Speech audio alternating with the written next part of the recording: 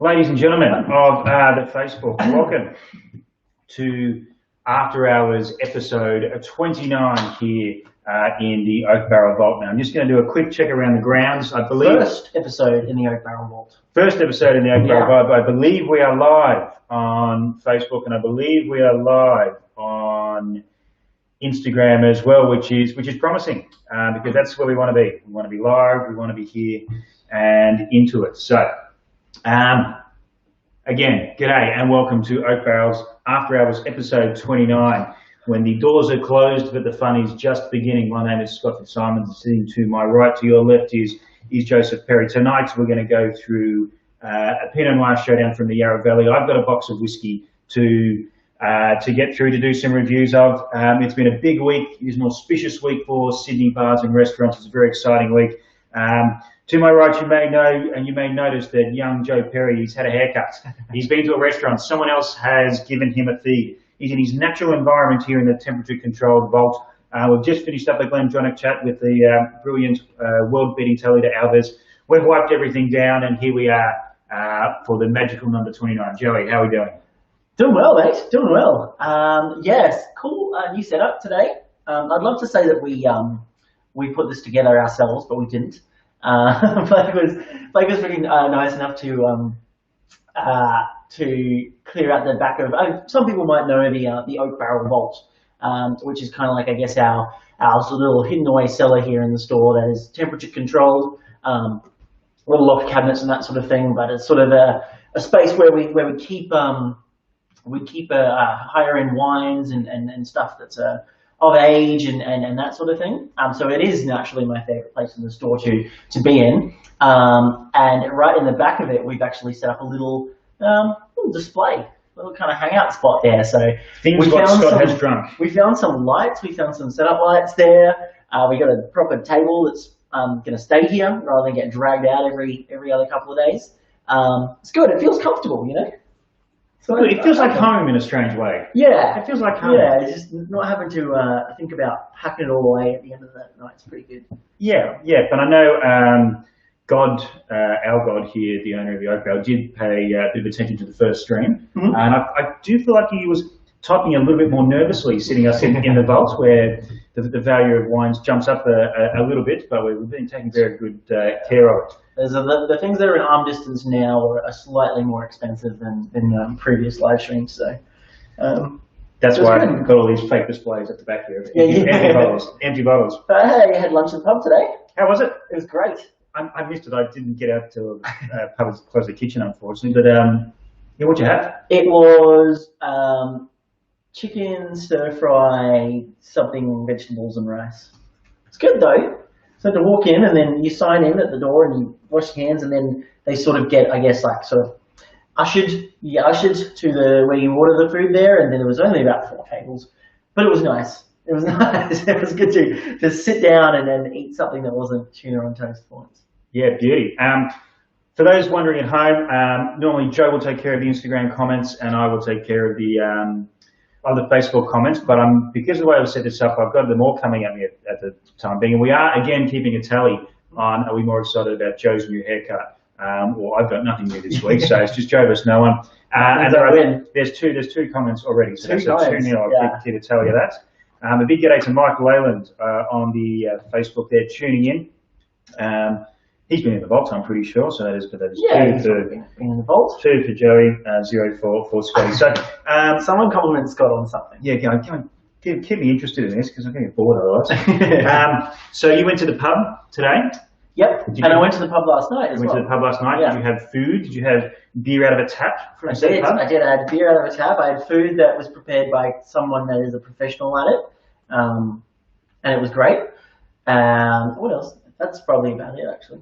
Yeah, so I've been pretty good actually. Under the 10-person rule up until yesterday, when you could have up to 50 people in your venues, I managed to luck out a couple of times and be the 8th or 9th people into a venue when they've been going down. So a big thank you to the team at Gorgeous George and then Dulcie's in the last couple of weeks. Then to Burrow Bar on Sunday Sunday afternoon, which was actually turned into quite a good night at Big Poppers, where 9 friends and is that upstairs and downstairs? Is that how they were? Yeah, it would eat upstairs. Okay, yes, right. At the table upstairs. Big old feed. Actually, a couple of wines that we've mentioned here on this thing made a bit of appearance. The first one off the rank was the Aries Retsina, which I was quite surprised to see they had. Like the most recent vintage? Yeah, because we got none of that left. Some Geordie Cape Pinot Noir. Oh, yeah. A Magnum of Rosé, whose name I didn't quite get onto, but then Magnums of Grenache, Heathcote Grenache. Is it Valentine? Yeah. The Valentine Grenache. About 3 Magnums of that was pretty I good. I did see the rosé Magnum that you guys were drinking. Someone sent me a photo of it. Yeah. But I think it was actually the Magnum of the Affian Smokestack range, which is a skin contact Pinot Gris. They can normally come in the little 500ml bottles. You know this? Okay. Yeah. No, I've done it before. Yeah. Anyway, I'm pretty sure that's what it was. Good wine. It was great good wine. Good. Bloody good times. Good to because I was worried. Some of these people have been friends for a decade, and after this, we wondered whether we'd forgotten how to drink and have fun. But about 30 seconds, and we realised that no, we have discovered that. Stan comes in with a comment there. Oh my God, Barra is open again. Yeah, yes, it is, and it's open. They're quite a small bar, so they don't have quite the capacity of 50, given the 4 metres social distancing rules. I think you're about 32, including staff, so about 27, 28 allowed in the Barra bar, which is excellent news. And they've done some very good work in the past months, really, to make sure hospitality professionals who were let go were making sure they were getting meals and running meals around, doing a lot of cocktail classes and that sort of thing. So yes, we're very excited. We'll be down at Barra Bar at some point this week. And something Talib and I mentioned, which we're going to drill home tonight, is when you do go to a bar, if you make a booking, show up for that booking. When you get there, when someone from the bar says, hey, can you please sign in this, or can you QR code that, just do it. Then when they say, hey, can you sit over there, please, go and sit where you're told, drink, be merry, have a fun time. But let's just be sensible and realistic about this and have a lot of fun. Because I can guarantee Monday morning, I was in an obnoxiously good mood. I shouldn't have been that happy. I should have been like, oh God, Monday, got to go to work. Why did I not get home till this morning? No, bloody good mood. But it's funny that because we went out last night actually to the local just down the road. Yeah, bigger bar, nice sort of gastro pub type thing going on, and it was very much that sort of thing too. But it's obviously they were abiding by restrictions and that kind of thing. But it was more like, I don't know, I walked in and there was like 3 tables of like 15. Mm-hmm. So it's just like 3 massive groups of people about 4 meters apart, which does it really? I was just happy they were open, basically. Yeah, well, there are some, and I think we're lucky to be in Sydney, New South Wales, because there's a lot of confusion over certain things in Melbourne and Adelaide, where I feel like the Premier, as soon as other states announced shit, now we're going to open as well, which can sort of go either way with those sorts of things. But we have, speaking about a big g'day to Karina Liotta, to Jose from down in Melbourne, to David and or Caroline Taylor tuning in on this Facebook stream there. We've got a bit to go through tonight, I think. We're back to our usual time, our usual kickoff of 8:30. About 8:30, yeah. It feels good. Don't mind 8:30. I've got some whiskies. I've basically got a lucky dip of whiskey, which we're going to play with tonight. Do some blind tastings. You've got some Pinot Noir from Yarra Valley. Yeah, What's your vibe? Well, so I thought to sort of go back to our roots a little bit. I haven't actually tasted either of these wines. They were sort of just kind of sitting there on the desk this morning when I walked in. That had been sent to me from the respective wineries, and they sort of landed, and I just could have looked at them and thought, oh, okay, 2 producers that we know quite well with new Pinot Noirs, both from the same region. One that's pretty iconic here in Australia, or very iconic, I should say, and then another absolute gun, sort of up and comer in the wines of Sid Bradford at Thick as Thieves. So, personally, I've done a lot of research into the specific vintages themselves. I thought that why not? Let's just crack them and have a look and see how they go. So I imagine they're They're at slightly different price points, but I imagine that they're going to be both quite excellent. Yeah, well, that's the Oak Barrel way, Yeah. and particularly the after hours way. Yeah, is, yeah, exactly. Think of it up on the spot and sort of like, yeah, it looks pretty good. Let's drink that. And it's you know what we're all about when we do taste samples and that kind of thing.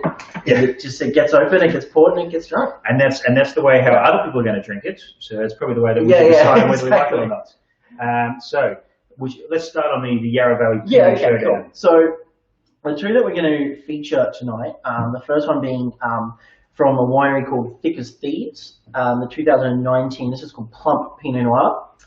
We've had the 17 and 18 in the past that have been excellent, and I know that they're very. There's a little bit of carbonic maceration. There's a little bit of whole bunch in there, and there's a bit of sort of barrel ferment as well. So it's always really quite exuberant and lifted and really juicy and like really beautiful, I guess, fruit forward style of Pinot. Exuberant. That's a very vault term. It is, yeah. Taste notes are going to go up because we're sitting in the vault. I think so. There's a lot of words that get thrown around in here that don't get thrown around anywhere else. Yeah. And maybe I keep looking at the walls to try and get some useful words off boxes. And then the second is quite an interesting one.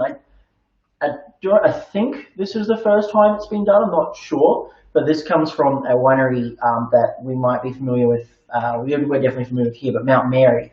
From the Middleton family based down in the Yarra also. And this is part of a series of wines that they release. We know Mount Mary for the Quintet, the Triolet, the Chardonnay, and the Pinot Noir, which are Australian icons. We know a lot about the Chardonnay. Yeah, we know a lot about the Chardonnay. Then they have another series called the Reflection with the X there, which is essentially declassified fruit that wouldn't have necessarily gone into the top tier wines. That's made exactly the same way, but it's typically from younger vines. Maybe the vines had a little bit of trouble during the growing periods and that sort of thing. So this is the first time I know I've ever seen a Reflection Pinot Noir being made. So they do have a Cabernet Franc, and they do have a Chardonnay as well. So Reflection Chardonnay we've seen a bit of in the past, and that's just fruit that's made exactly the same way as the top tier Chardonnay, but might be a little bit younger, might necessarily show the same potential to go into the $150, $200 bowls. This is the first time, we've ever seen the Reflection Pinot Noir that was released by Mount Mary this year. So I've got high hopes for both of these wines, but at the same time, I'm trying to bring my brain and my palate down a little bit. And, see how it goes. It's hard to do in the bowls. Yeah. Hard to do in the bowls. So I reckon maybe crack into the XXIX first. Yeah. I'll open them both up. But yeah. Well, I mean, you're talking about, as you sort of alluded to, the Mount Mary wines can get, well into three figures and beyond. Well, actually, we probably don't want to talk about price points just yet. Let's just try them first. Yeah, we'll go from there. This is Plump Pinot. So, having tasted with Sid a couple of times through his range of wines, I do know that Plump is really designed to be exactly that. Big, juicy, lots of red fruit, really primary, and a lot of texture from that barrel ferment that comes through as well. But yeah, really fun little wine. I've been a big fan of his. I believe that he has had his own vineyards for a little while now, and his own winery, but was sort of making wine out of another winery there for a little while, and sourcing fruit. But does excellent stuff. A really good Arnase, actually, that comes out of there. Northern Italian Arnase. Maybe quite sweet Arnase. Yeah, quite sweet. And I think it's fruit that comes from the King Valley, actually. Outside of the Yarra. Excellent Chardonnay, very good Nebbiolo, and then a cracking little Pinot Gamay blend as well. Just before, I'm going to let you know, Zach, because I'm going to jump in with another good friend of the Oak Barrel, good friend of the show, big bad bustling Barry Melia. Quite an in-depth comment, so the whole thing doesn't show up on the live stream there. So, but went out to the Bay Cafe. It's been 3 months, so we went all out. Had the garlic prawns and rice and lobster. Death by Chocolate Dessert, Ralston de Beaurepaire 2017 Reserve Chardonnay. Best matching with lobster, full of brandy. Yes, so I think Bass is doing this correctly. Yeah, that's the way to do it. But yeah, so well done, Bass. Good to see you, and hopefully we'll be in the same room in the not too distant months. But good point. If anyone has anything that they've enjoyed or are looking forward to enjoying, please let us know. Because I've forgotten how to eat food out, so I need some suggestions. Although Big Poppers over and over again is probably not the worst idea that I've had. No. I've had some pretty bad ideas in my time. That's not one of them. All right, wine. So yeah, this is the 19 Thickest Thieves Plump Pinot. So yeah, just cracked it. Yeah, obviously made by Sid Bradford on the back. MB6 clone, so the most sort of common Pinot clone we have here in Australia. Indigenous yeast, carbonic maceration, whole bunch barrel fermentation. He doesn't allude to exactly how much of each of those things is utilized. But he does have, and I've always really enjoyed this about the Thickest Thieves labels, as we discuss a lot. Those just really like beautiful sort of winemaking nerdy bits that they're snuck in there. So for everybody at home that I know you were really hanging out to hear, that this has 5.3 grams per litre of tartaric acid and a pH of 3.69. Obviously. Well, I was going to guess 3.68 personally, but you know, can't win them all. And alcohol 13.1. There you go. Bottled December 2019. And then the style is bright and elegant. And this is across all of his labels, and I really like it. Bar the Nebbiolo Rosé. Yeah. We have had a question on the Instagram from Whiskey Wine Hustle, and it's good there's not a question about sold out prophetic bottles, so well done there, Burns. But asking about the price point. So we might price point in a couple of minutes if that's all right. I think I want to. Yeah, okay. I don't know this price point, we'll give our thoughts on both of the wines, and then I know the prices, obviously. Yeah, I've got no idea. I've got a rough idea, but this for me it's a Scotty Pinot straight away. And I do love my orange Pinots. I love my sort of Southern Highlands, New South Wales things. Tassie as well, but this is like really Yarra, just a really bright fruit. Yeah. Almost like biting into a grape type. It really feels like it's bursting in your mouth. Yeah, but it's super soft as well. Yeah. There's no that sort of very silky, elegant thing. It's got a little bit. It's a little bit full. I think you might have said the word plump. I think that's it's named plump. Oh, there you go. Yeah. That's good name. But yeah, I can drink a lot of this quite quickly. Do you have an ABV? 13.1. Yeah, okay, so pretty much bang on for. Yeah, exactly. And I think that that's what I love the most about this wine specifically is in the past when we've stocked it, it's always kind of been that really reliable sub $40 Yarra Pinot. And I know especially filling the shelves and stuff here, that Yarra tends to go like that in price point pretty quickly. Yeah. So you're very rarely see stuff go sub 30. And you go from 50 to 90 pretty quickly. Yeah. With some of the other guys, and this is just sat at that flat price point for a little while now, and it's just knock out of the park every time. So that $30 you said? 36. 36. Okay. 36. So, yeah, cool. For this sort of thing, 33 numbers, all the rest. Yeah. So by the time you buy 6 of them, and so when you place your order for 3 dozen, it'll go down a little bit, but. It's cool. Like it's just cool not to have to try and I guess I have to explain Yarra Pinot to every second person. Go, oh well, yeah, okay, it's this because the Mornington as well. You find you're trying to push $60-$70 bottles at people that maybe just want that $35 thing. And so, you go to here, but this is just bang. This is a smash crowd pleaser. Yeah, you and I are going to enjoy this whether we're doing. Talking about it like this, or whether we're, watching the Mighty Parramatta Eels, mum and dad are going to enjoy this, the girlfriend's husband, everyone's going to enjoy this one. I think, in terms of this specific one, this is definitely, it's a kind of, maybe it's just because the sample's just landed and we've just cracked it, but it's so much more energetic than the 18. Yeah. To me, this is got so much more of that lively combination of red and dark fruit. That cassis and that raspberry are kind of just dancing around. I'm thinking a bit like cherry. Yeah. But sometimes when I think of cherry and wines, and when people say, "Oh, there's lots of ripe cherry in this," it is really ripe cherry. Mm-hmm. This is not. This is perfect eating cherry sort of. Yeah. Right, and there's sort of like that savory cherry cola thing at the back there too. It's super cool. And there's that bunch you can sort of see there. You can see a little bit of the stemminess coming through on the nose. but it kind of really levels out on the palate. Well, is that going to, and a quick shout to Sarah Williams there, whose first meal back at a pub was a pub schnitty, which is why I'm actually, because mine was a burger, it was a beef and bacon burger, because they were making it was going to be the quickest. Basically, was the deal with that one. But it's a good time to go to the pubs because all of it's fresh as it's ever going to be. Yeah. Because I had to order it on Sunday. It's all up on Monday. Yeah. But yes, pub schnitty. I think I'm going to make pub schnitty for me is going to be a weekend thing because I might do 3 of them. I might have a breakfast schnitty, a lunch schnitty, and a dinner schnitty. Just go through 3 different flavors. The same thing or like different toppings and all that? Different toppings. You get like a Plowman's and stuff like that. Yeah, like same pub. Same order, just different toppings on the shindy. Yeah, sorry, that's a decent day out. That's a decent day out. Back to some wine, but yeah, so yeah, you do get that. Like, there's a lot going on here. It's not there is a lot going on. Yeah, and I think value can come in all shapes and sizes, and often you think, okay, what's the best value pen you got on the shelf? People are probably expecting something between like the $17, $18 to $25 mark. Yeah, but something like this. For me, like that has that elegance and that depth and that complexity, just that pure. There are no sharp edges here.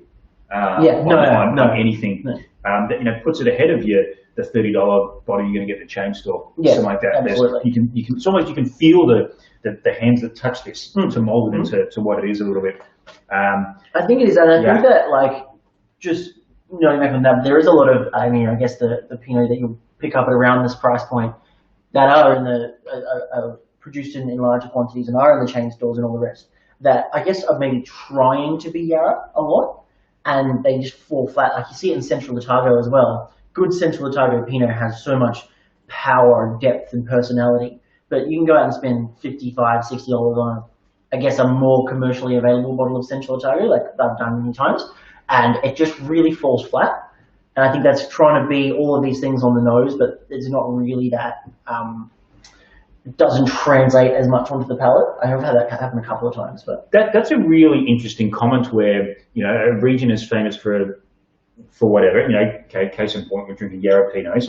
People know there's quality in Yarra Pinots. You never had one before, but you've spoken to someone about Yarra, about Australian wine. Yeah. You know that there is a quality Yarra Pinot. So yes, maybe like that concept of I'm making a Pinot Noir from the from the Yarra Valley using Pinot Noir grapes grown there, but I'm also trying too hard to be Yarra at a $15 or $20 price point. Yeah. And you just cut corners. Yeah, and so that's what it is. You're cutting corners. You're not giving it the time. Yeah, I think it's. I mean, it's like with sort of any wine. If it always starts in the vineyard, but I think that there is. Like you might necessarily go and pick it straight off the nose or straight off the palate or whatever, but you can tell when things have maybe been added or something's been done to remove certain flavors because it just leaves this emptiness, whether it be on the nose or the front of the palate or the back of the palate, wherever it is. It's kind of go, oh, okay, well, this doesn't feel like hand-grown estate fruit. Yeah.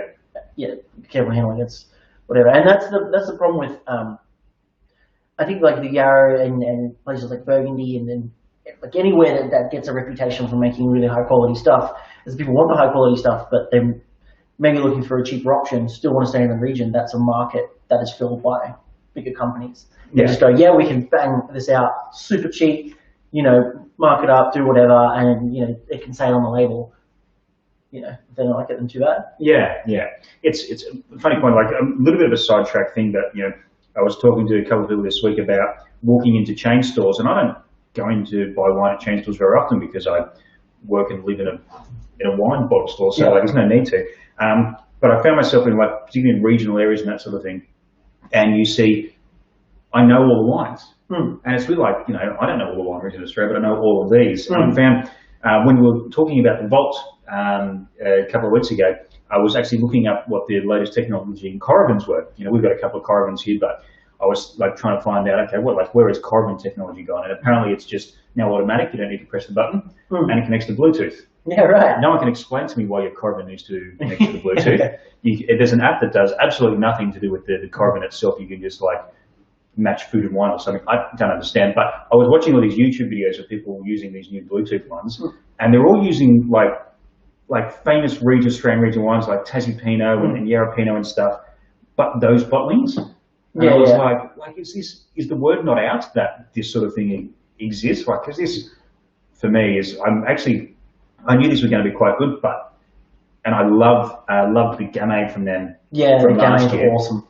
This, I reckon, is the best Stick of Thieves I've tried. I haven't tried as many as you, obviously. The best one I've tried in a couple of vintages, I think. I reckon this is really good. Yeah, well, I think, and funnily enough, he does make a Pinot Gamay blend. But there's an element of that kind of, Beaujolais-esque, slightly nouveau winemaking into this.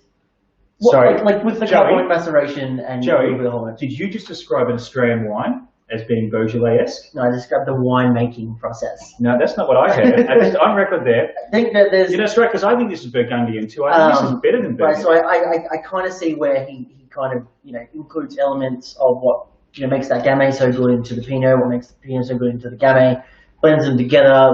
All three wines kind of have the same characteristic trait to them, which is just like fun more than anything. Yeah, that is very high praise, because Joey heard me once describing, it was two Pinot Noirs, and one was, I was trying to describe the difference, and I was like, well, this is, I know, like, Burgundy, this is a little bit more Burgundian in style than the other. And I was yelled at for weeks on end.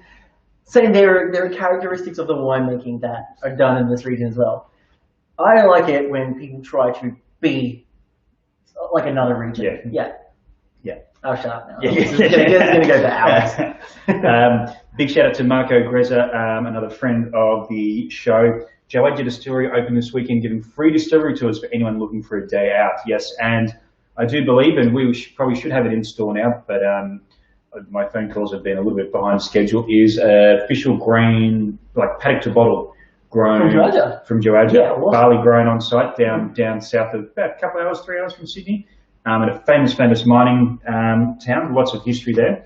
But a distillery that, it didn't go super well during the fires. Luckily, the fires went around them and not straight over the top of them, but basically they were closed off to tourism and anyone really for many weeks down there during the biggest period of trade normally. So yeah, if you need to go somewhere this weekend, Joadja, good place to be. But that would be good fun. Yes. The Wine About comments, his wines are delicious. They are. They are very delicious. And I'm going to put you up on something. It's actually HIS, his wines. His would be like his wines delicious, but that's well, he is wines delicious. That's true. Maybe that's what that name was for. Yeah. I do apologise, Instagram, but because you all don't have real names, I'm a little bit too old, and I feel like that's Joey's crew, and at least, grammar. I like grammar. That's right. Scott was trying to tell me that we couldn't go live on Instagram about, half an hour ago. One Google search, there we are. Yeah, it's all because that magic cord I bought off NASA. There's a magic cord here that's bringing internet all the way from NASA. It's what they used to send astronauts into space. But yeah, I don't know whether you knew what this was going to be, but this is a Pinot Noir right up my alley. It's awesome. I almost feel like, because I just had the great chat with Talita Alves from Glendronach, and when we were out there, we've spoken about this before, I tend to drink, Pinot Noir red wine where I'm at, because I drink whiskey all day. I almost feel like I am now, because I've just had a couple of whiskeys and I'm back at Rove, just having a couple of nice Pinot Noirs, winding down. So it's what I really like in wines, and so I find myself drinking them a lot and pushing them on other people, is wines that have this energy towards them. They feel quite lively, and this feels really lively and zippy. I'm sure it will age really well, but I mean, in our experiences, that they've never really lasted particularly well, or never really lasted long in the shop. No. Or with open in front of people. Okay, and that's maybe a good segue into what we're going to go back onto. A wine like this,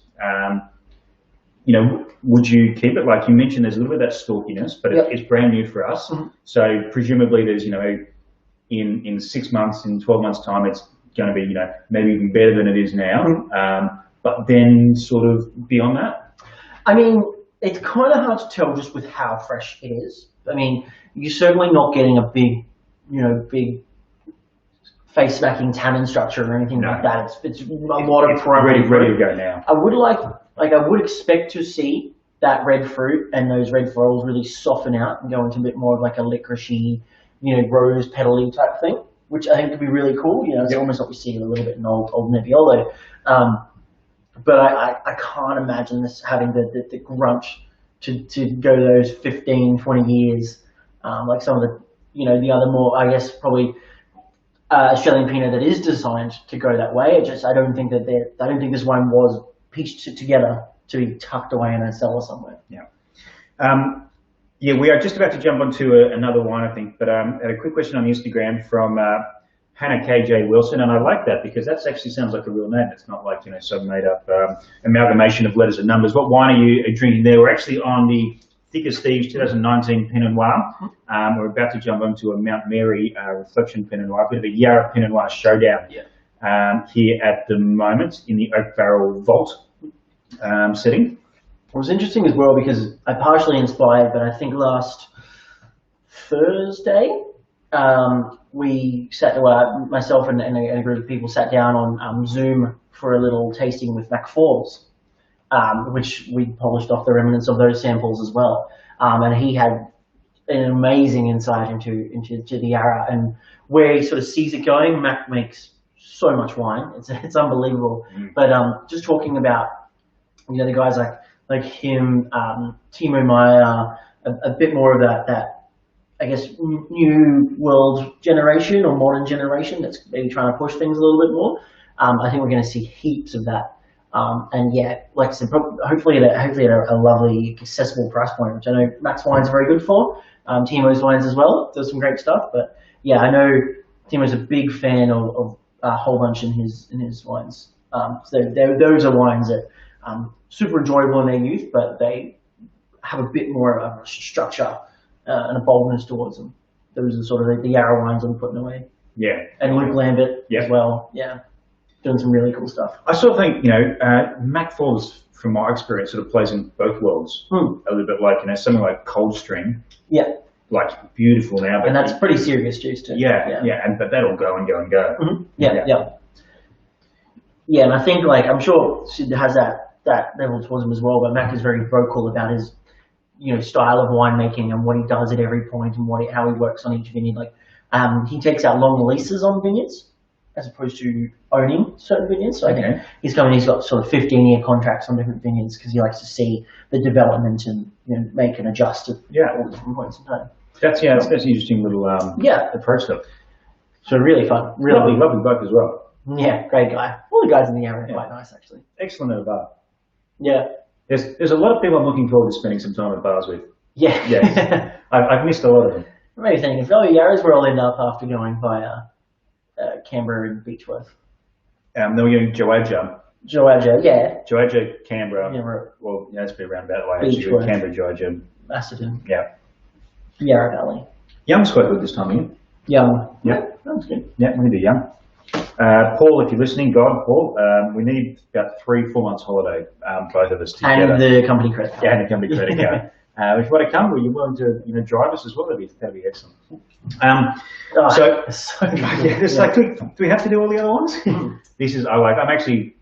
We like a lot of wines. We love a lot of whiskey on this show, but this is genuinely a Pinot Noir that when I first noticed it, I was like, oh, okay, no, this is up my alley, and it's just. It's plush.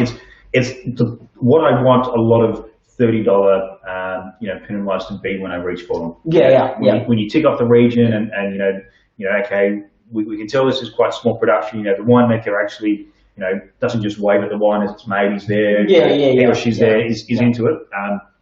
And this is delivered. And often, when you're talking so much, this isn't the best time to actually sit down and really appreciate something. Yeah. But my lord, this is very good. This is big up there for bang of the buck for the year so far when it comes to Scotch fermented grape juice. Correct grape as well, being Pinot Noir, obviously. The correct grape. Lovely.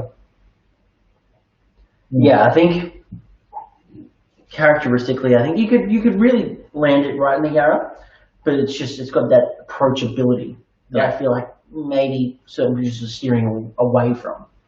That sort of youthfulness and that vibrancy and trying to make a bit more wines with more extraction and more new oak and that kind of thing, that you sort of lose that purity a little bit. Yeah, but I feel like this is just so much fun as well. Yeah. Like if you were served this at a restaurant, any restaurant, you feel like with friends and we're in a big mood of, if we were Sesame Street, the theme of today is fun and feeling good.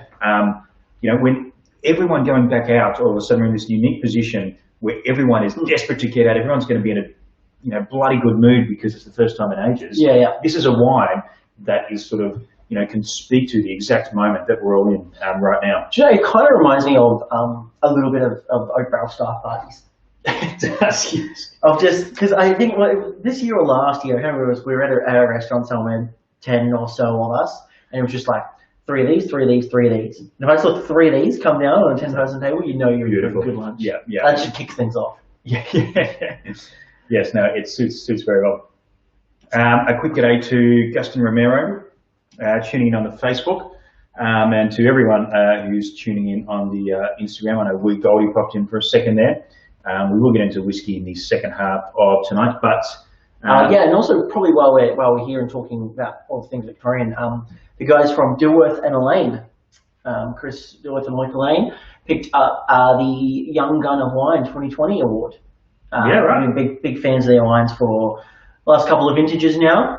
Watching their sort of development through Romsey and the Pinot and Coke Williams Chardonnay we've got at the moment. So they smashed it this morning. And that's massive news. That's not a Mickey Mouse award, that one. No. The Young Gun of Wine awards are pretty serious.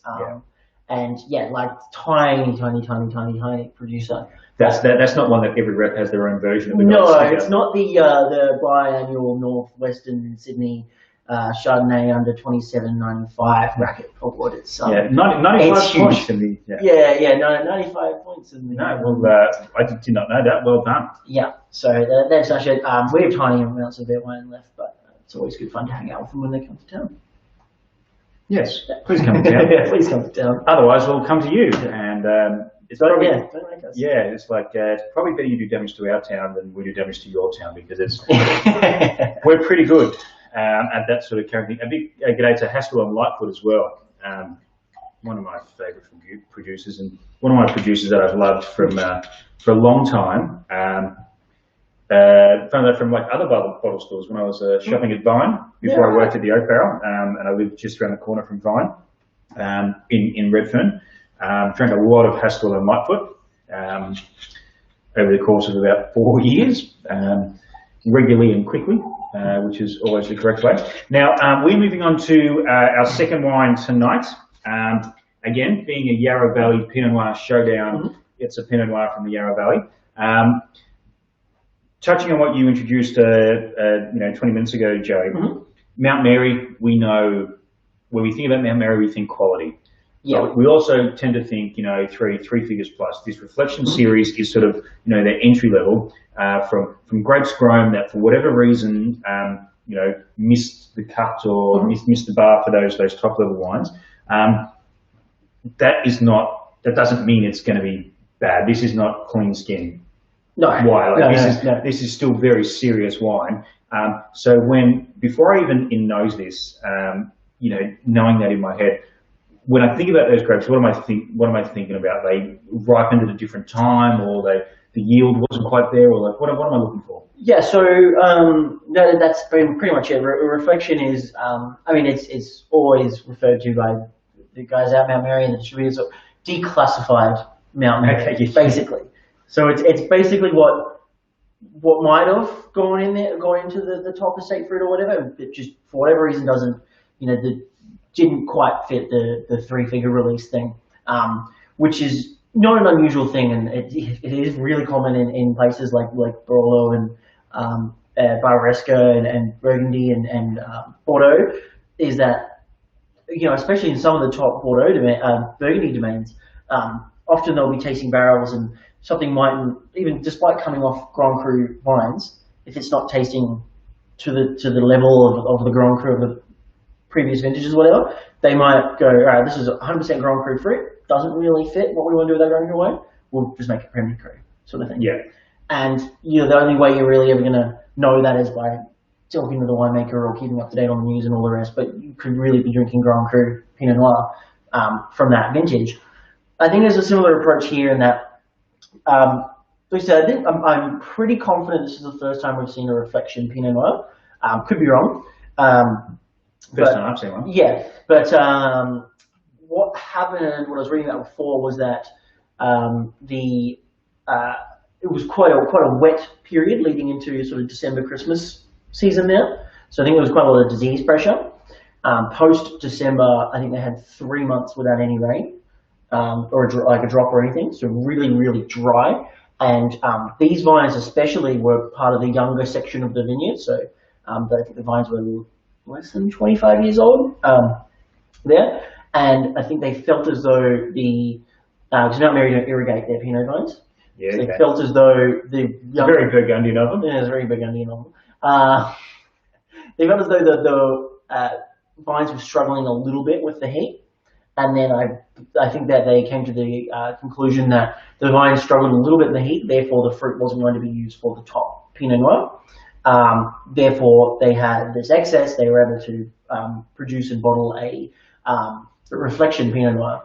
And they left it in oak. So this is 18 months in oak, as opposed to the top Pinot, which I believe is 15 or 16 months. So there's that extra period, I think, just to give it a little bit more structure, a little bit more depth and complexity as well. Yeah. So there's an element of assessing this parcel of fruit and putting a wine together that Samuels and always does quite well. And it's actually a sign of quality, right? Because if reflection doesn't exist, it's almost a pointer to say, like, we do care. The grapes are good, but they are not to $100, $200, $300 a bottle level good. Yeah. Whereas I'm sure, as happens in spirits, happens in whiskey, happens in wine, there are probably certain wineries on a bigger scale with more corporate pressure to release a certain amount of bottles each year, regardless of what happens of certain labels. But if they're going, it's not that level. Yeah. It's still good, but it's going to be a reflection. That's for me is a sign to go, they care, they know what they're doing, and then they're not going to try and flog something off that is not, that they're going to try and, deceive me, or try and deceive themselves, if that makes sense. Well, I think it's like that's pretty much nail on the head right there. Is it? So they've never ever I struggle to get my hands on Mount Mary Pinot. It's not like there's a problem with selling the top tier Pinot. Yeah. So okay, this could have all gone into the top one, and it mightn't have been quite the quality, but they could have made X amount more and sold all that. And and they would have sold it, and only certain people would say, maybe it's not quite as good as last year. Yeah, but that's like they cared that much about their the reputation. And I think that's all it takes sometimes is that it wasn't as good as it was last year, but it's still pretty good. That for me is the starting the erosion of a great brand. Totally. Yeah. You want to go bang, bang, bang. Haswell and Lightfoot on the Instagram, and again, love the fact you called Haswell and Lightfoot because I know exactly who you are. Love it. We dry grow Grenache and some Shiraz as we want the vines to express their environment. It's a great technique. It's very European, isn't it? Very Burgundian. Very Burgundian. I think the Haswell and Lightfoot Cab Sauv, for me, very Burgundian personally. Yeah, for all the Caberneters planted in Burgundy. Yeah. But I still remember the one tasting we did last year where we had Jean-Claude Rateau in the room alongside Charlie. And Charlie was doing a lot of the translating for Jean-Claude. Obviously, he was the first person to ever go biodynamic in Burgundy. And in Burgundy, you don't irrigate your vines. We do a little bit over here, but we do a lot of dry growing grapes here also. But there was a period where one of the customers that came along to the tasting, he asked, in certain drier vintages and stuff, why don't you just water your grapes to make up for it? And then Charlie was trying to find the words in French to tell him what the person had asked. And I think either Jean-Claude didn't understand or his mind just couldn't process the idea that you would water your Pinot vines. And it was quite an interesting experience. I think he was there was no language transaction that could process the idea of watering, and it was quite funny. It's a question I've asked before, and probably a little bit pertinent now. If you are dry growing, you're not irrigating your vines, does that make the vintages more dramatic rather than someone that irrigates? Because you can control, theoretically, if you've got the water, and some parts of New South Wales and Victoria don't have the water, where you can sort of up and down as rains come and sort of try and get a more consistent product over vintages, or is it more than that? Yeah, I think that's exactly what it is. Yeah. It's kind of you just have your soil moisture on a dial basically. You sort of need more water, just ramp it up. And then if you need less, you just kind of turn it back down again. I think that we talk to a lot of producers quite often and all the rest, and people that want to go dry grown and they want their vines to express themselves like Hassel and Lightfoot do with their Shiraz and Grenache, but there's certainly a financial element to it with the smaller producers as well. Like you're not just going to go, you're not just going to sort of hard on the sleeve, not irrigate and lose an entire year's crop, right? Yeah. If you have that option. And it's the same with everything, same with organics. If you've got disease pressure and stuff, you might need to resort to sprays and all the rest. But no, I think it's really interesting that kind of approach to things. Yeah, and I've got some thoughts on this one. I'll get into it in a second, but just on that final note is that when you have wide swings of vintages, it's a famous quote that we only fall in love with the sunrise because of the sunset. That sort of concept of if you don't have the bad times, how do you know the good times? So there are going to be, if you have wild vintage swings, you can't have world-beating 98, 99, 100-point vintages if you don't have 70-point vintages, to sort of balance that out. So I wonder whether like a wine region like, or any in France, or like a wine producing region like France really, can sort of absorb a tough vintage better than a small producer from Australia can absorb a tough vintage. And talking about tough vintages, 2020. What you were saying just before we jumped on live here. Yeah, I mean that's the saddest thing that was the very first wine to ever feature on the Oak Barrels After Hours. Yep, and 9 episodes ago. 29, yeah, and a favourite for years, often one of the top-selling wines. Big favourite, but the Swinging Bridge 003, the Amber Blend. I just received news tonight that will not be being produced from the 2020 vintage. So whatever we've got left, that's kind of it for a little while. Yeah, very, very, very understandable. Given that, and again, I prefer that they do pull it and come back bigger and stronger in 2021 than really something that's not quite there. But very, very sad for a wine that's intrinsically tied to not only the Oak Barrel store and customers seeing it, but a lot of Oak Barrel after parties and memories for people like myself and Joe. But yeah, so should we dive in? So I had a couple of notes on this. Have you had a bit of time with this? A little bit, yeah. So when I saw the thickest these, and I first jumped in, as I said, I was like, okay, that's me. That's the wine that I'm going to drink all the time. Like that is Pinot Noir made with Scott Fitzsimons in mind. Like that's what they went out to try and do. For this one, it's a little bit shyer, a little bit tighter, but it gives the impression of something that, okay, maybe is meant to, I'm meant to come back in 6 months. Yeah, this is like we've jumped up a serious level here. And I can tell that like there's more going on there that someone who's not an experienced wine drinker as yourself, Joey, but I can still tell that when I notice, I was like, oh, there's something I'm not getting. There's something that this is hiding that it will show either with time in glass, with time in bottle, with myself being, more knowledgeable about what I'm, like what's about to happen with this wine. But to our, topic, you're drinking with, 10 mates or family and your girlfriend and your girlfriend's husband and whoever they are, when they put thicker Steves, that bottle of wine on the table, everyone's having a good time. This one, myself included, might just go over the head initially a little bit. Yeah, and I think it's funny, before we sort of jump into the tasting notes, because I've got more than a few, it's interesting this reflection series, and I've seen it off the back of selling the Chardonnay. We have the reflection Chardonnay as well, which is awesome. There's a bit of an element of like, you can come to someone and go, oh, I want a good Aussie Chardonnay. What's it going to be? And you go, well, this was Mount Mary. This is declassified Mount Mary Chardonnay. And they go, oh, declassified Mount Mary Chardonnay. No, okay. Do you have anything like a little bit more? Well, no. What you don't say, this is Mount Mary Chardonnay that just didn't make the whatever. And I feel Mount like Mary that I can afford. Yeah, exactly. But I feel like it kind of pushes, like it's you're trying to force it into this class where it dominates. You know, like it's not meant to be that. And this Pinot as well. So this is going to be 49. Okay, 49 on the shelf. Less than I thought it was going to be. I was looking at 50 or 60 there. Yeah. And then I feel like this is like it's bursting out of the $49 price bracket. You know what I mean? Like it's pretty serious. It's pretty full on. I hate to be a producer at the $45 price bracket. Yeah, exactly. And I just feel like maybe I feel like we're going to be having a few discussions over the next coming weeks where it's going to be like, okay, I want, premium Yarra Valley Chardonnay, or, Mount Mary's famous R's. Do you have anything that's like around the $75, $80 mark? Yeah, don't drink this. Yeah. Drink this.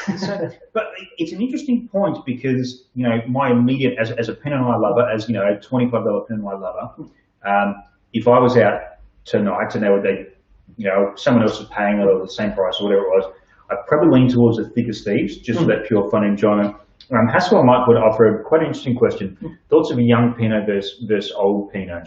And whether that question is, drinking a 2019 today or drinking a 2010 today, or, the quite obvious, discrepancy in this, that, this, will go for a couple of years, but it's going to be beautiful in the next 12 months. Yeah. Whereas this, you can tell could be something, even more special in a couple of years type thing.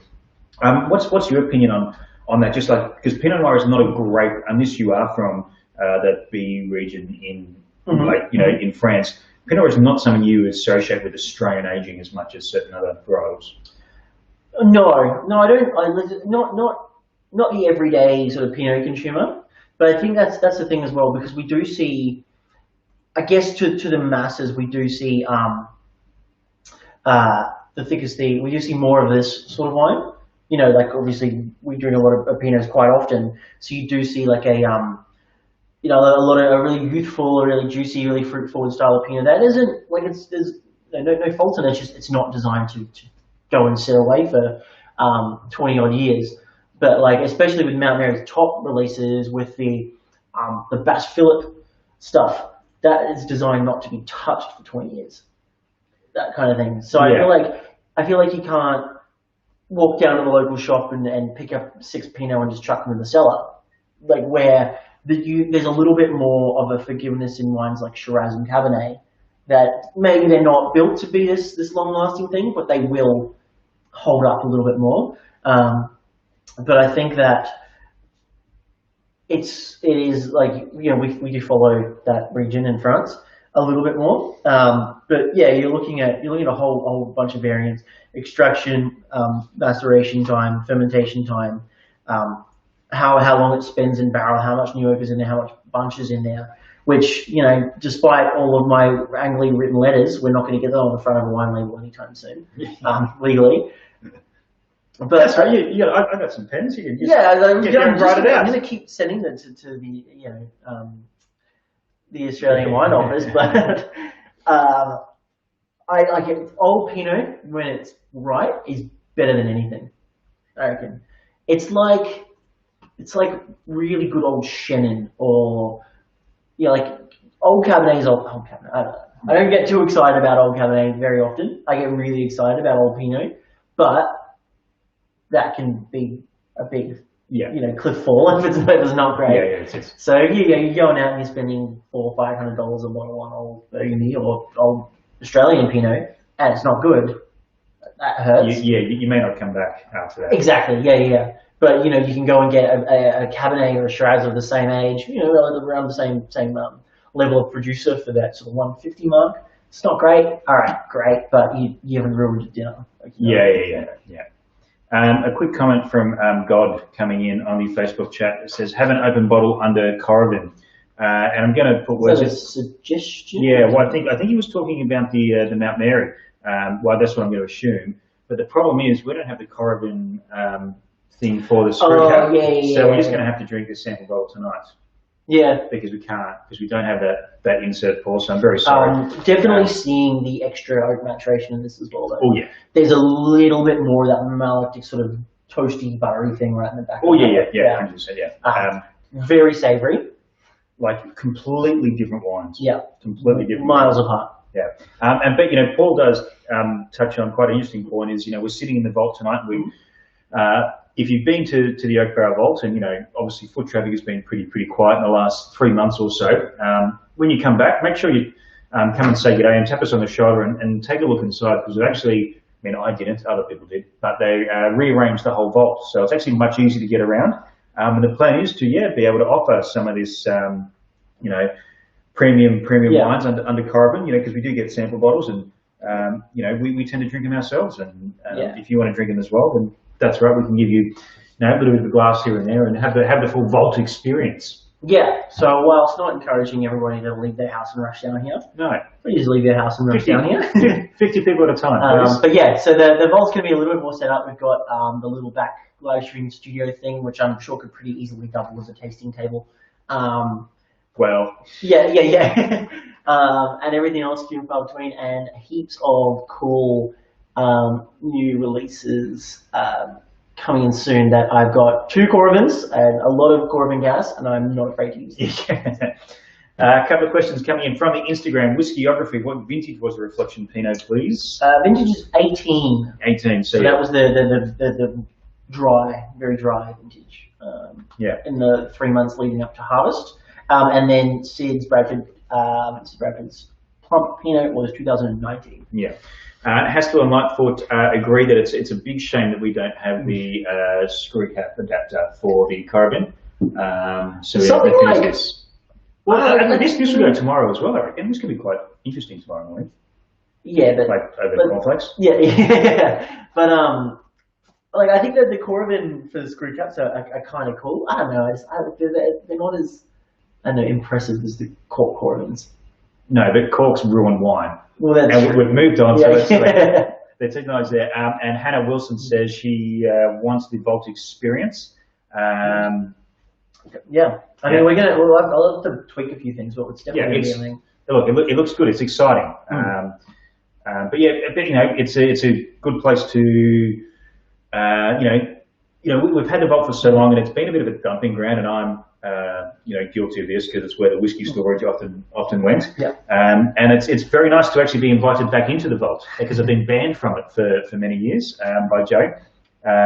There's like 400 bottles of that Australian Brut Bladdock tucked away here. Scotty's just hoarding it. Don't even go. I've got stuff to do tomorrow apart from answer bloody phone calls about bottles of whiskey I don't have. Yes, no, very, very good. Any final thoughts on that one? Pretty much exactly what I was expecting, and that's talking about punching very, very highly. Yeah. So if you can man the guard for a couple of seconds, I'm just going to go check the alarm because I can hear it beeping there. Okay. You're a little far away. Forgot about that one. But yeah, so we've been lucky enough to get quite a good variety of old back vintage Mount Mary Quintet, Triolet, bit of Chardonnay, bit of Pinot Noir come through, and we do work a little bit with them, and our friends at Cellarhand are very. Scott just set off the alarm. Our friends at Cellarhand are very kind to us, and have offered us a tiny amount of this Mount Mary Reflection Pinot, but I feel like this is Yarra that I would take to those Burgundian obsessives, or you take it overseas to show what we can do here in Australia to make some pretty awesome Pinot Noir that's gonna last quite a while, but really savory, really dark, fruity, a lot of blackberry, a lot of like blackberry skin, or black cherry skin, I should say. Deep, sort of brooding, almost tannin thing going on, and quite a luscious long finish. It's pretty awesome. But yeah, for 49 or 44 something for members, and less for mixing it up in the bits and pieces. Yeah, really, really cool. Oh. We just went down on Instagram.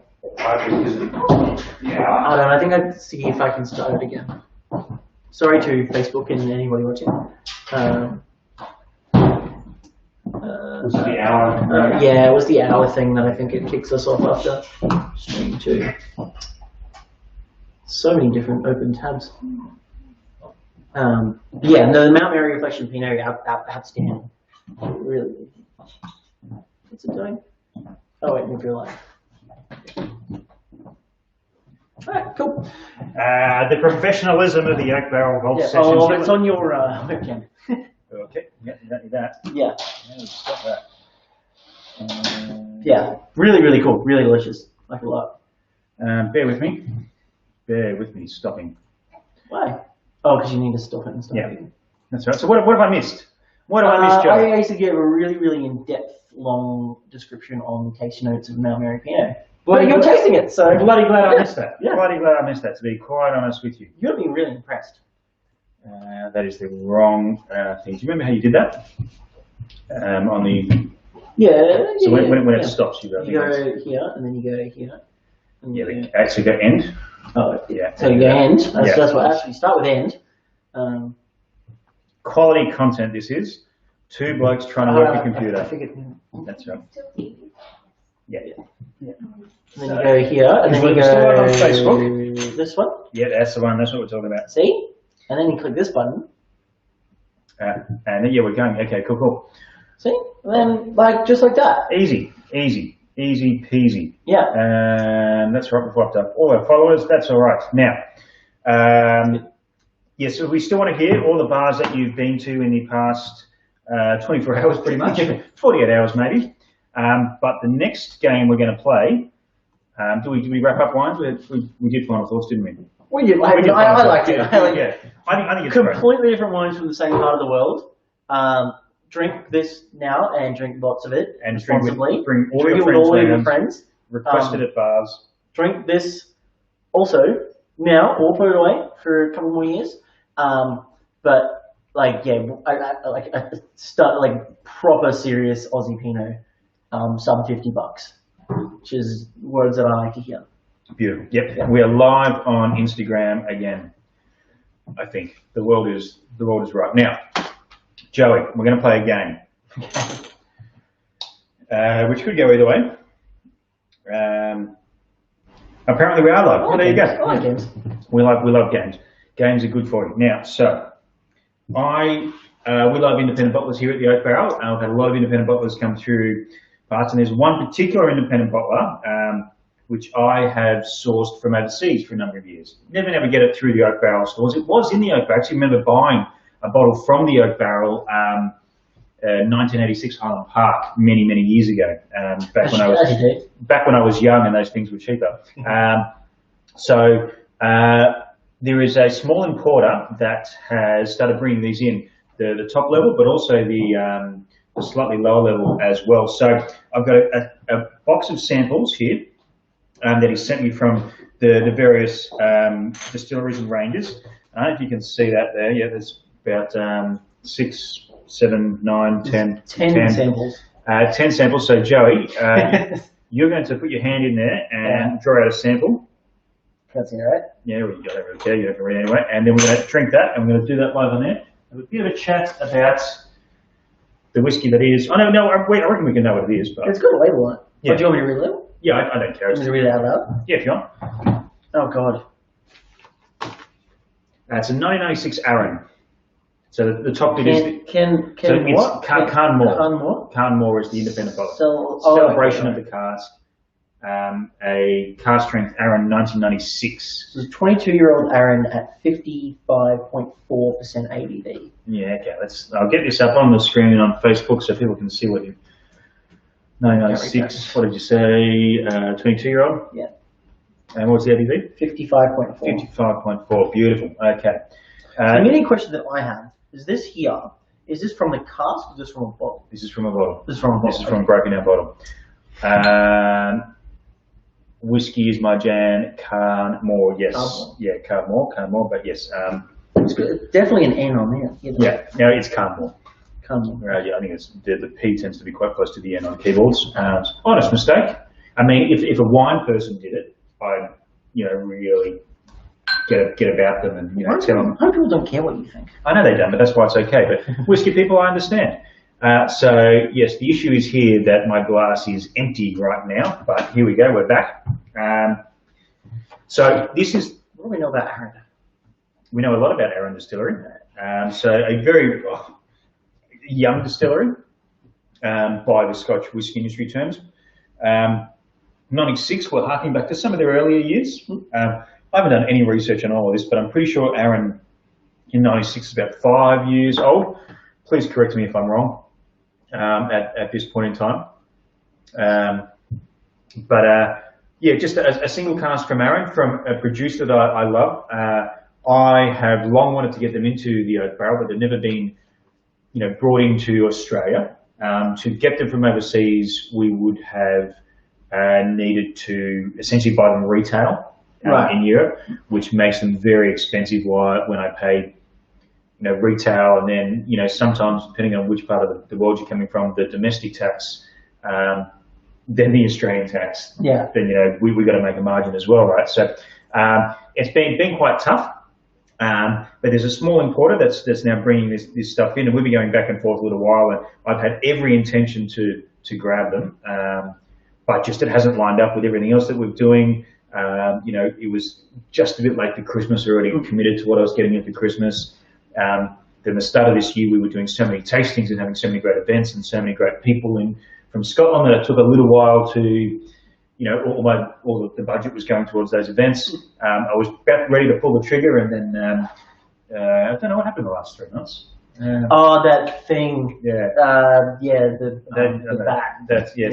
Something happened anyway. So the buying habits went out the window, but hoping that this month I can scrape a little bit of coin together to actually get these in, because I reckon they're gonna fly if and when we do.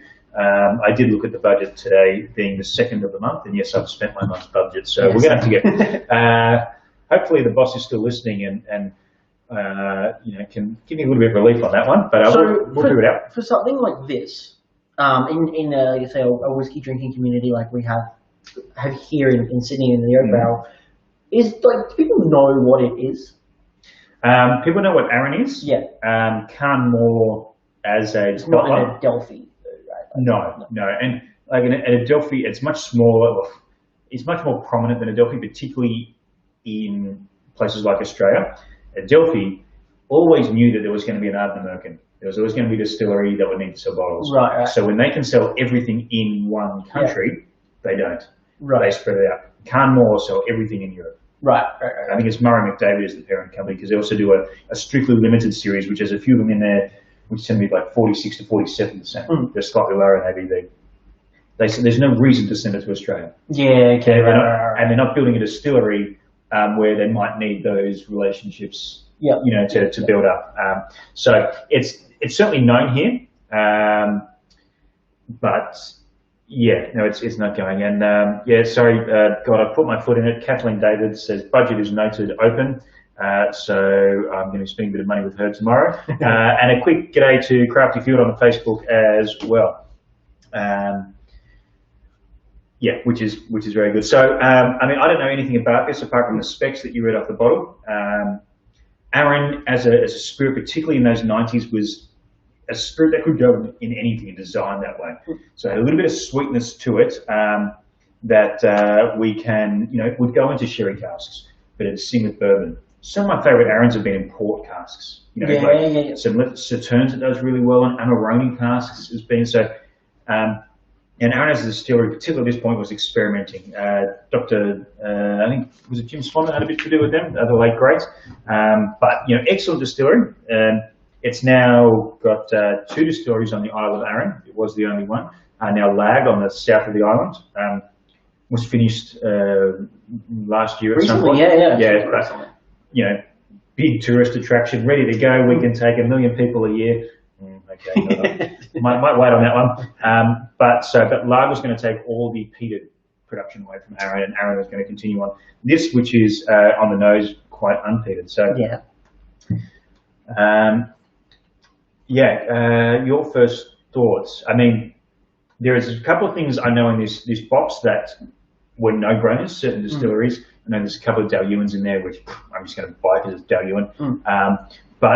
And Aaron, for me, can go either way sometimes. So I mean, for me, it's got that thing that I really love in whiskey of the style, which is that really cereally, grainy thing that goes on. It's Aaron. Yeah, Yeah. Which that's kind of what reminds me of Aaron a lot. It's like this. It doesn't feel like I don't really dominated by anything sort of whiskey. There's a lot of that sort of, I guess, malt spirit coming through. I'm gonna steal one of your favorite words to talk about wines with. It's very pretty. It's very pretty. It's very pretty, Aaron. Now, I haven't tried this yet, but on the nose, and I'm going to be completely honest with my initial reactions here, is it's about quite an old Aaron for quite a young distillery. It's a beautiful expression on the nose of Aaron, of that sweet malt coming through, that very refined. Is it the most exciting Aaron I've ever tried? No. I've been very lucky to try a few Aarons and single cask Aarons in my time, and this is in the grouping of the better ones. Excellent whiskey. Is it the greatest Aaron of all time? No. So I think it's more like, if you want an Aaron enthusiast or lover, it's not a particularly exciting whiskey, but you can also understand why people would get into this sort of thing. Yeah. If they had, if they had, a passion for Aaron whiskey. 100%, yeah. It's really gentle and I purposely, the one thing I haven't done of these is looked at the costs. So I know this could be a $300 whiskey, it could be a $700 whiskey. I have no idea. But it is. Is that the sort of the threshold you're playing in here, though? So that for this series, just the pure alcohol, I'd be very surprised if anything Canmore comes in under the 200, 250. Okay, I think probably the bottom for us would be 300. So with your members price, it's that 270 sort of mark. Your strictly limiteds, which are a little bit lower in ABV, so attract less tax. I think some of them would come in the 150 to 200 mark, but don't quote me on that. Yeah, I mean that honey toast, sort of fresh orange marmalade, the deeper citrus element, super cool. Yeah, toasted so like really ripe lemon peel. Yeah, that's good. This is why I like doing this sort of thing on after hours, is because when I inevitably forget, I can watch this back and get your tasting notes. And mine are all wrong. So. Yeah. Where this is shining for me is on the finish, because on that toasty, that marmalade thing, I was nearly expecting like quite a dry finish, where the oak was going to be quite dominant, and it's not. It's like, what is it that goes into a 22-year-old whiskey that gives it its? Do you think it's just all old barrels? So I'm thinking like a second fill bourbon cask. Again, I don't know this, but like a cask that has, because it's still quite vibrant. It certainly hasn't. Be dominated by anything, and I think that's maybe why this is towards the top echelon of Aaron's I've tried, and it's got far more going on in the finish for me than like the nose was excellent, but it was just almost like too perfect. Not like the more boutique 1966 perfect that described, just like a really nothing at a place perfect sort of nose. Do you know what this makes me think of? Is like some of those, and you see it in wine as well, but some of those like events you might go to where there's like 400 different things to taste, blah blah blah, and this like something like this just goes completely under the radar. Yeah, you know what I mean? Like it's one of those whiskeys. If we like this was shown at Whiskey Fair 2019, you'd sell one. You'd sell almost none, because it would just be so overpowered by everything. Yeah. But which is what I love about the Canmore series and stuff that I've tried. Highland Park, there's a Glen Rothes particularly that I've still got somewhere, that I had too old that was excellent. It's a purity of whiskey, and it's a celebration of the cask. If you look at the bottles, there's pretty much no writing. It's just a number. Like in this was in 1996. Awesome. That's just I love it. Proper like minimal sort of. Was this the Canmore bottles? Yeah. Google that. But yeah, I think that's excellent whiskey. Crafterfield, I think, is enjoying this talk about sweet malt. He says sweet malt, which is, mate, just calm down. So just malt's good, just but yeah, it comes all charred casks. Yes, and that's a whole other level of stuff. These are great labels. So that's the strictly limited. Oh, okay. Yeah, so that's yes, yeah.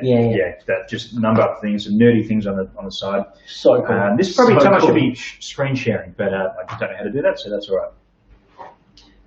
But yeah, clean crisp, just awesome.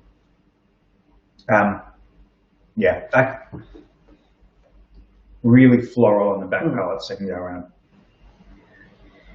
I think that's, and you hate to say it, like, this is what whiskey should taste like. And I'm being critical of this because it's a Carnmore and because I expect nothing but excellence from Carnmore. Good thing to expect though. Yeah. And like, I don't know, I expect excellence from Adelphi. Yeah. I expect excellence, like, and I'm not having a go here, but like Signatory Vintage and Gordon MacPhail, two of my favourite independent bottlers. I don't expect the level every time of a Carnmore as Adelphi because I can pay $120 for a Gordon MacPhail. Or $110 for a Signatory Vintage. You still get something that's unbelievably good for the price value, but it's not a $300-400 pure as day Carnmore. But I think also, like, with a few of these bottlers, like, not that I'm particularly well versed in all the different bottlers and that sort of thing, but sometimes the ugliness is actually quite attractive. Yeah. Do you know what I mean? Like, sometimes you'll see this like $110 4-year-old this and that that's gone through all these bastard casks or whatever, and it's just a mess. Yeah. And it's just the funnest thing to drink. It's usually got Feta written on the label, and it's a good bloody idea. And I know Feta cracks a lot of shit, but there's something just on the website today called Infrequent Flyers, which if you've part of, interacted with whiskey in the Oak Valley, you'll get an email about that tomorrow at about midday. And that's the one I'm most excited about, but I've only got one, so if it doesn't go in 24 hours, it's coming home with me. Is that like the natural line of whiskey? No. No, it's almost like... Is there a natural line of whiskey?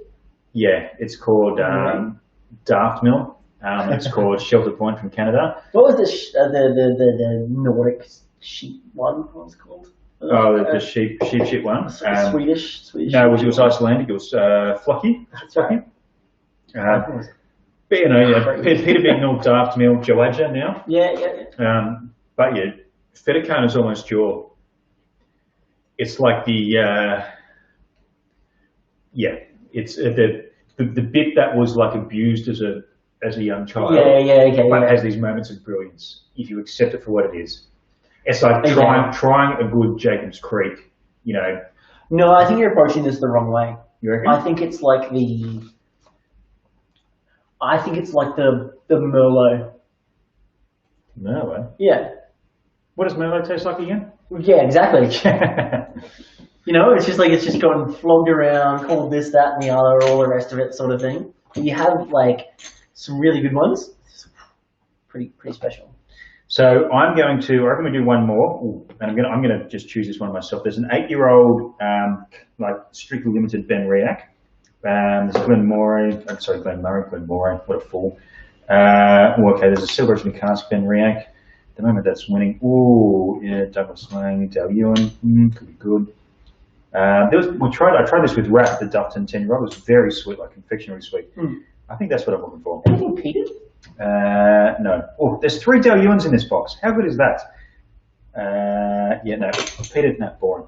Dale Ewan is better than that sort of came out. Any box that has 3 Dale Ewans in it is a bloody good box. What is so great about Dale Ewan? Because Dale Ewan Holt. So Dale Ewan is in Speyside. It's a workhorse distillery owned by Diageo. Don't see it very often. It was part of their Flora and Fauna series, but famously built on the Strathspey Railway. And so Dale Ewan Holt was not just a train station that was, a siding, a private siding. It was actually listed on the Strathspey Railway as Dale Ewan Holt. You could get a train to the Dale Ewan distillery. And in my eyes, that's a bloody good distillery.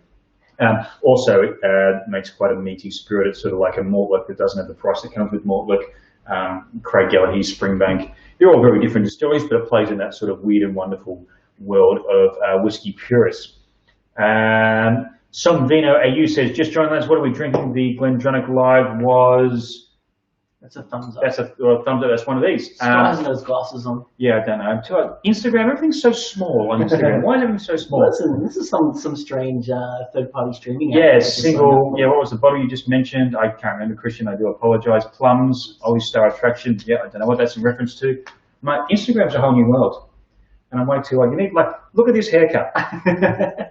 You know how much money you paid for this haircut? Do you want to hear my haircut story? It's pretty weird. Not particularly. Okay, do it while I pour some whiskey. There you go. This is going to be the last whiskey, and then we're going to go into Oak Barrel After Party, which will be through our private Instagram. We've got a live audience here that might join us on that one as well. We've got, so I went and got my haircut the other day, right? Obviously. Which must be foreign for you. It's pretty weird. Like, I still haven't kind of gotten it down to, like, the science of, like, getting your haircut. Like, because I don't like talking to people when I get my haircut. And, like, it seems like a lot of people want to talk while they're cutting your hair. Yeah, no, not okay with that. Yeah.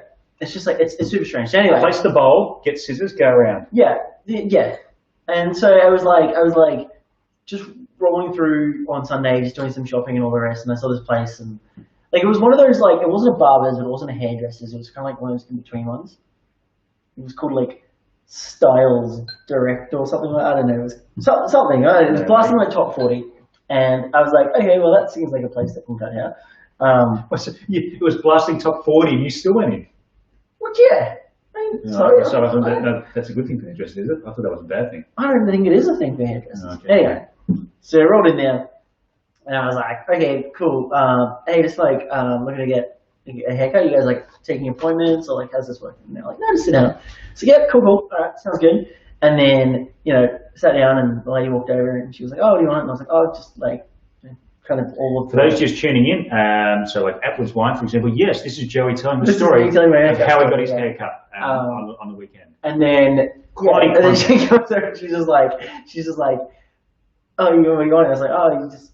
A bit taken off the back and a little the top. That was it. That was it. All right, cool. And then just like bang, bust out the razor. Like there wasn't any of like the prep done. Do you know, like from where they wet your hair and they brush it? And no, that's what happens. Bowl on, go around, $15. So anyway, she's there, just like hammering away at it, and I'm kind of like, oh, okay, I don't know what we're in for here. All the rest. So it goes for like 20 minutes, completely dead silent, and I'm like, I'm okay with this. Right, I'm okay with this. And then out of nowhere, she just turns around. It's like 2 PM, and she just goes like, "That guy in America, why'd they kill him?" Oh no! And I was like, "No." I was like, "What? No. What?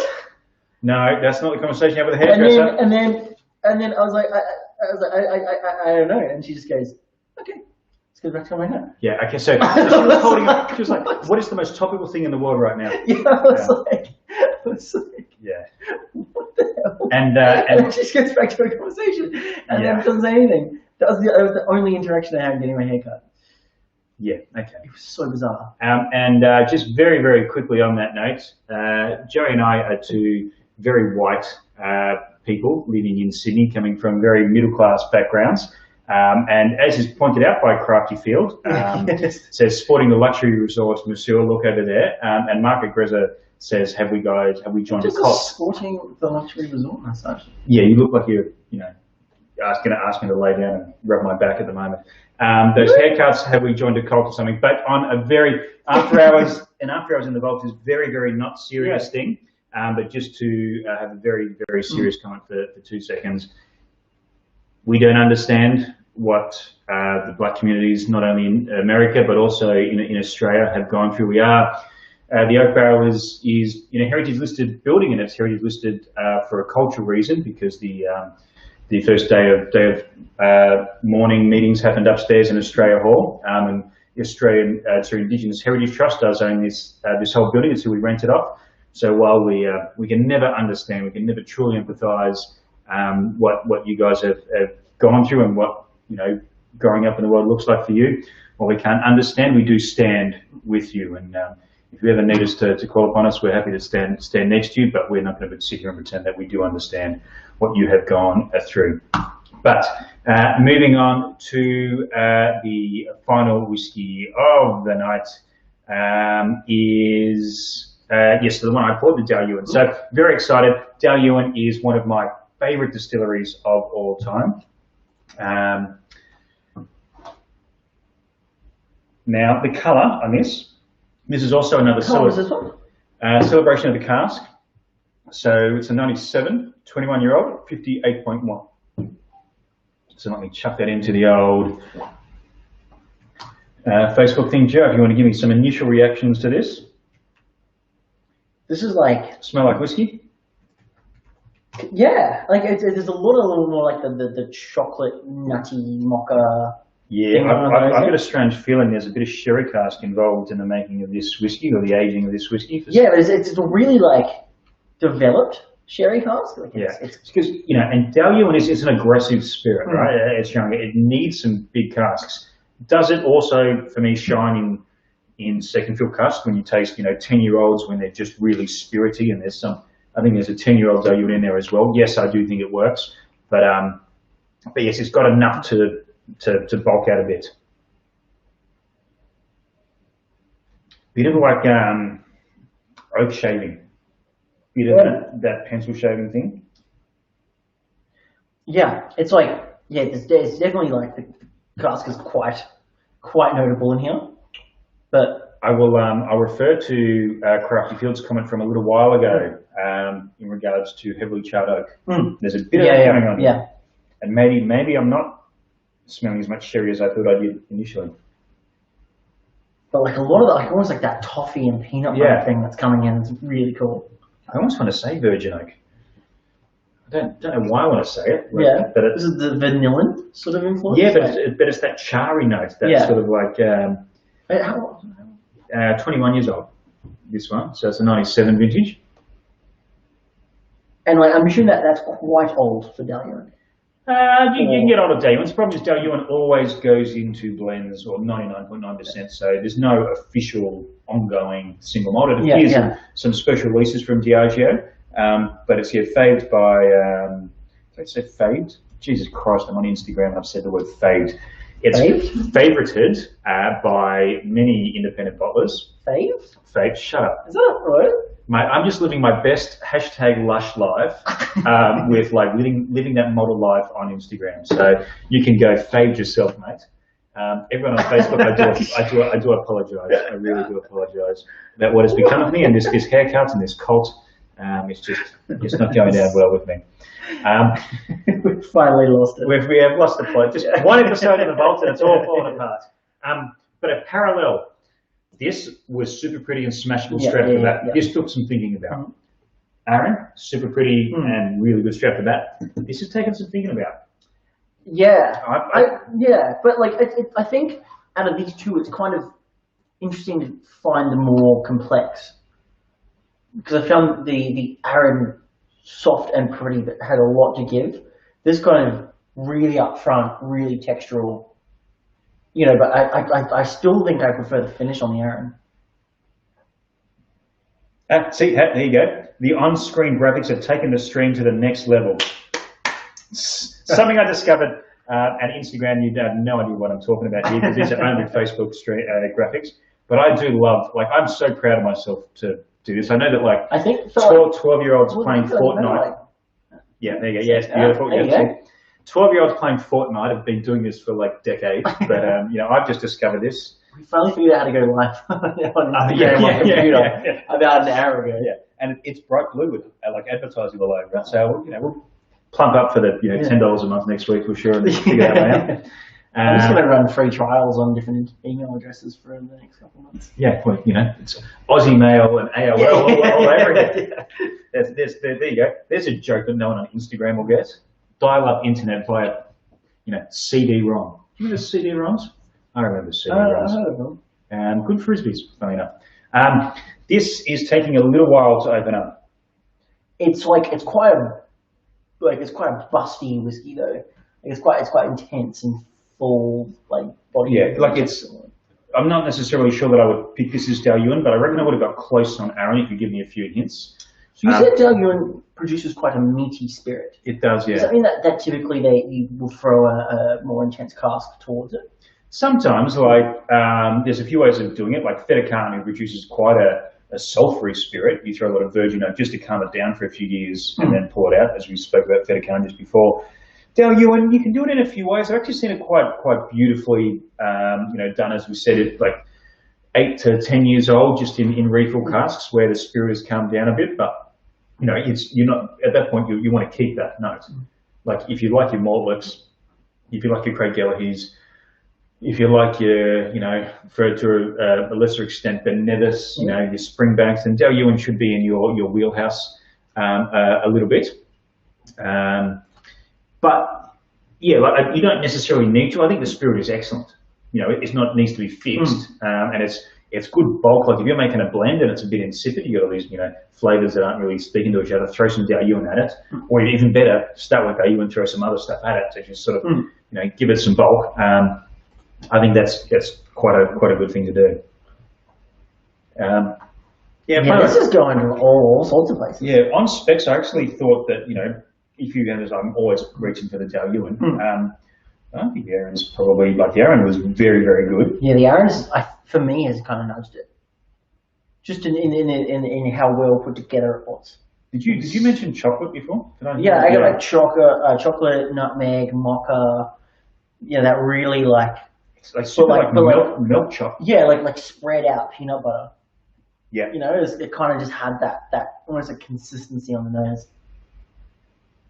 Yeah, very interesting. Yeah, what a cool whiskey.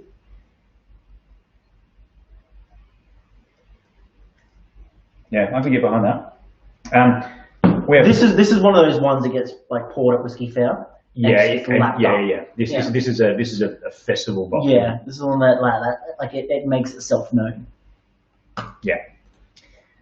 We have approximately 5 minutes to go before we head into after party territory. How can you see that? Because I'm calling it at 10 o'clock. Oh, okay, right. Yeah. I thought it was when Instagram was going to kick us off again. No. We have a bit of time on Instagram, although we are running out of free minutes on your free app that you just got us onto. So, another reason. Surrounded by thousands of dollars have been poured into making this podcast happen. Yeah. Yes. There's more value in one of the bottles of wine than we've paid us, but that's all right. Don't judge us. We're getting there week by week. Final thoughts on anything tonight, Joe? And yes, there will be an after party, which will be on our respective Instagrams, which we'll post the links to in a second. Done at the front of the store so we can both get the internet access that we require to make that happen. But Joey, final thoughts on anything tonight? I'd love to say that I was, something that jumped out or shocked me about the two wines, but pretty much both two of producers that I'm very fond of, but also two producers I know that produce very, very, very good wines. Smashed them out of the park. Yeah. Just the thick as thieves being exactly what it should be. Fun, juicy, fruit forward, well put together, balanced, and the Mount Mary being just this super understated knockout Aussie Pinot. That as soon as Gourmet Traveller or something writes about it, we're going to be trying to tuck 6 packs away left, right, and centre. So I hope in the vault. We'll be hiding Mount Mary Pinot back here. And yes, that Mount Mary was excellent, but I want to go like that. The thickest thieves was take my flavour preference, make a wine exactly to that. That's pretty much where it was. Make magnums of it. Yeah, pretty much. Yeah. I think there are magnums of it. Crafty Field says, mate, keep a wee drop. I'd love to taste when I pop in this week. We can do that. There's 60 ml samples, so there's plenty of them left. And with our expert tasting notes, there really shouldn't be any need. Just like can't you just understand exactly what it tastes like right now? God says, where are you live streaming from and where is the Nighthawk? So we are live streaming. So the Nighthawk. So this is my this is more interesting than my haircut. Much more interesting. And this is we did do a vote on what's more impressive last week. Was it my haircut or Joey's shirt? And I came out by a vote. So what's more impressive this week? Is it Joey's haircut and shirt combo? I'm offering free massages in the hotel lobby. Or the fact t-shirt. Yeah, that's what you look like there. According to Marco Grosman, I'm happy to go that. NASA uses these things called cords and PCs. So I bought a 30-meter network cable. So the internet is coming from the store, basically in another suburb, and we're running a cord into the very back of the vault. We've got this beautiful collection of things that we've drunk over the past 5 years at Tastings. So personally, I'm going to give myself 10 points head start for that impressive long cable, which I'm very, very excited about. But if you want to keep voting for Joe, then that's all right. There just won't be any whiskey for you when you pop in this week. Up to you. And on that note, was whiskyography on the Instagram? Quick question. So, when you ever talk about the potential of tastings in the tasting room yet? Still too early. It is still too early for us, I think. Tasting room, you can fit 44, but we did pack them in. You probably fit 10 to 15, which does not a real whiskey tasting make. We're going to watch what other people do. We're going to watch what happens with the venues. We're still we're very, very lucky as to be in Australia, and particularly in Sydney, where I feel we've done a pretty good job of being pretty responsible as a society to get this under wraps, this global pandemic. So we're just going to watch and see. I don't really tastings for 10 and 15 people doesn't really make a lot of sense for us financially at the moment. So we've got a few little things that we're looking at, a few ideas. And I think, as I said, we said last week on After Hours, I would prefer right now to do one tasting a week that is excellent. Maybe one tasting a fortnight that's a real experience. Here, or just in general? Here, yeah, when we're allowed to. And whether that's for 10 people or for 44 people, I don't know yet. But I prefer that than doing what we were potentially doing, which was selling out every tasting because you can't sell, 150 tickets a week to 3 tastings, night after night at this stage. So we're just going to have a think about that. But I think it's probably just touching on it quickly though. It's a interesting conversation that I've had a few times over the last couple of weeks, off the back of what I would say have been rather successful virtual tastings. Don't know who Anthony Robbins is, but No, that's gone over my head as well. It's Rob Robbins with 2 B's. Yeah. What I'd say we've been rather successful virtual tastings, and just speaking to people around the industry and obviously sommeliers and that sort of thing coming back. And I think even when we do sort of return back to normality, I'm still very much keen to run the virtual tastings a lot more. Off the back of doing Riesling last week or the week before, and just having, iconic wine producers pop in for half an hour. Yeah. To say their part, which is a logistic nightmare to do that in person. And bloody expensive. So easy to do on Zoom. Yeah. It's somewhat trickier with wine because we're not able to open these bottles and send them out and do all the rest. But I feel like some of the tastings that we've done, like the one with Plantation, they were pretty special experiences, even being sat behind a screen. And the opportunities are endless at the moment. Yeah. We can do 6, 7 of these a week if you want to do. Really good point about the internationals and the well-being. And we should have been doing this. But tonight, Talita and myself, we didn't send any bottles out. We just had a couple of drinks with Glendronach. Yeah. So anyone who wanted to join in, that was sitting in a pub. Now Talita and I aren't always in the same room, and there's people who I will always catch up with for a drink who live in Melbourne and in Brisbane and in Perth and in South Australia. We can do that, and it's not often, all the time, that every Oak Barrel customer can come out and drink with us at the Wild Rover or Tio's or Soul Trap. Soul Trap opens on Thursday, by the way, while Tio's are either Wednesday or Thursday, I think. That's what we're doing Thursday night. We're doing Burrow Bar on Wednesday, Thursday night is Soul Trap. But can't do that, and now that opens up those possibilities. So your crafty field, virtual's here to stay. I agree. I think it's going to change the world of tasting in general. You could have just stopped the world there. Yeah, it's going to. But it's interesting. I talk to people because we've been running a lot of private tastings via Zoom for businesses and that sort of thing. And I think there's a level of people that have grown to hate the Zoom meeting thing. Yeah, which has been really interesting as well. People looking for escapes from Zoom on Zoom. People are like, our Zoom meeting's getting really boring. Can you just send us some wine and blah blah, jump on? And I don't know. It's nothing we were. We did this before. Everything went down, but I don't think we ever expected it to get to the level that it's at. No. Yeah.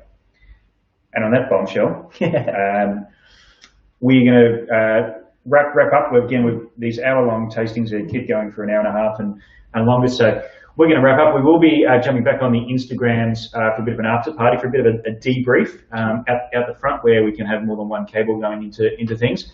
But thank you everyone for your questions. Thank you to Crafty and Marco. Whiskey is my jam. Whiskyography. wine about some vino, Hastel and Lightfoot, everyone that came along for this crazy ride. And yeah, next time you're in, come and you know, yell at one of us, ask us for a jam of something we're pouring tonight. Come in the vault. That box is going to be big. Come and, you know, have a Coravin in the vault. 60 ml samples. They were the whiskies that we were sent. 60 ml whiskeyography. The wines were 750 ml. Yeah, and there will be 0% left of the wines because they're not going to keep. But the whiskies will be a little bit. So yes, thank you everyone. But we'll be jumping on to Joe Perry Wine. Yep. Joe Perry Wine and at Fitzsimons. And then you broke it. No, broke it. Bloody no. Jesus. Instagram, who needs it? There's a button for this on Facebook. He just puts it up straight away. Fitzsimons.scott, because someone had taken Scott Fitzsimons and Scott.Fitzsimons, so I had to settle for that. And you might see those messages. If not, that's all right. But thank you again, and we will be back at tomorrow and Thursday and Friday and next week and some other point as well. Fun. Lots of fun.